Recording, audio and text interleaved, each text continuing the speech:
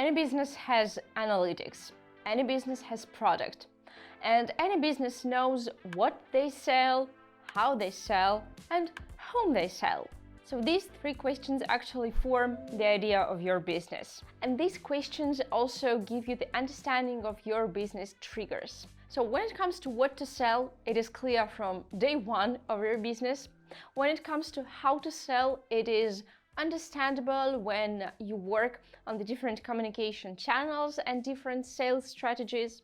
But when it comes to whom to sell, well, that is something you're going to speak about probably forever. This video is about buyer personas.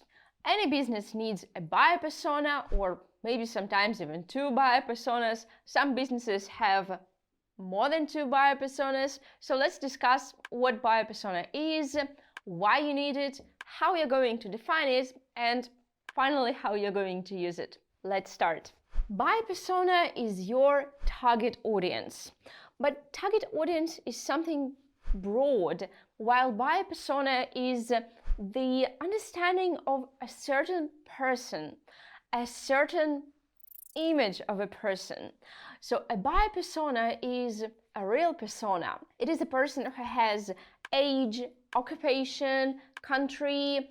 They also have the education level, they have certain income level, they have interests, hobbies. Well, there may be a variety of parameters here. A buyer persona is different from business to business. By the way, HubSpot has a really great tool for depicting the buyer persona, so the link is in the description. You can follow it, and HubSpot has a really nice way, or just it has some certain help for you to create a buyer persona. Well, here in Dashly we have two buyer personas at the moment, but we are considering adding even more because our product is complex. It has quite many features, which means different people can solve different problems with the help of these features. A buyer persona is also different from ICP, which is Ideal Customer Profile. Buyer persona is a real person. It is something that is created based on true story, while Ideal Customer Profile is something your company is striving for. So Ideal Customer Profile is also a very good understanding that helps you to define this strategy for moving from buyer persona to Ideal Customer Profile. Well, in other words, your business goal should be to drive from buyer personas that you have right now to Ideal Customer Profile. So your buyer persona should become Ideal Customer Profile one day. I hope that makes sense. Now the most interesting part is how you're going to define the buyer persona. My favorite technique here is to go to the users and talk to them. After a number of interviews, you will get an idea of who buys from you, what type of people bring money to your business, what type of people invest into your business, what type of people actually use your product. So these interviews are actually giving the perfect understanding of a buyer persona. In case you do not have an opportunity to speak to your customers, or well, either you do not have the resources or it is impossible to speak to your customers for some reasons, you're going to define the buyer persona based on their behavior on your website and inside your product. So that's what you're going to do. Well, again, there are two ways to define a buyer persona for your business: talk to your customers or open analytics. Okay, all mediums tell you need a buyer persona this, buyer persona that. But the main question is here, why do you need a buyer persona?